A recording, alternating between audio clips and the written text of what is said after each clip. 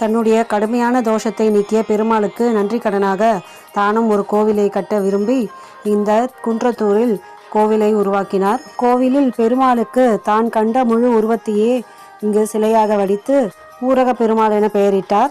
தாயார் திருவிருந்தவல்லி தாயாராக அருள்பாலிக்கிறார்.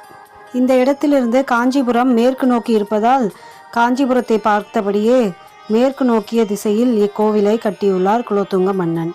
கிரகதோஷத்தால் பாதிக்கப்பட்டவர்கள் இக்கோவிலுக்கு எந்த கிரகத்தால் அவர்களுக்கு பாதிப்பு உள்ளதோ அந்த கிரகத்திற்குரிய நாளில் வந்து பெருமாளையும் தாயாரையும் வணங்கி அவர்களுக்கு வஸ்திரம் சாத்தி வேண்டிக் கொண்டால் கிரகதோஷ நிவர்த்தி ஏற்படும் என்பது இக்கோவிலின் ஐதீகம். திருவுருக பெருமாளுக்கு அருகிலேயே திருவிருந்தவல்லி தாயார் கிழக்கு நோக்கி அருள்பாலிக்கிறார்.